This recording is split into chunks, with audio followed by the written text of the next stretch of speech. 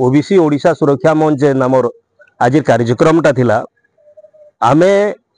OBC जाति आज सारा भारत वर्ष रे आमे जेते बेले विभिन्न राज्य जाइकरी जाति भित्तिक नॉन ऑफिशियली आमे जनगणना आमे करूथुलो ओबीसी माध्यम रे तो 57% टोटल पॉपुलेशन इन इंडिया रो तार हो 57% होचन ओबीसी किंतु प्रत्येक क्षेत्र रे आज आमे अवहेलित दउ कौन सी जगह रे आमर ओबीसी मानकर पई कौन सी छात्र ना उच्च शिक्षा रे कौन सी चाकरी क्षेत्र रे बा कौन सी जे प्रकार रिजर्वेशन सिस्टम जेनु भी अच्छे से जगह रे ओबीसी मानकर लागि किछि नाइ न एतिर लागि एटा विभिन्न संगठन आमे आरंभ करूछु ओबीसी मानकर सुरक्षा लागि एटा होचे ओबीसी सुरक्षा मंच एवं तार माध्यम एवं लोकों को ओबीसी मान को सचेतन करबा लागि एवं ओबीसी रो छात्र छात्री नेकिर समस्त क्षेत्र रे किंत भाबरे आमे जेतु ओडिसा रे आमे 53% अछु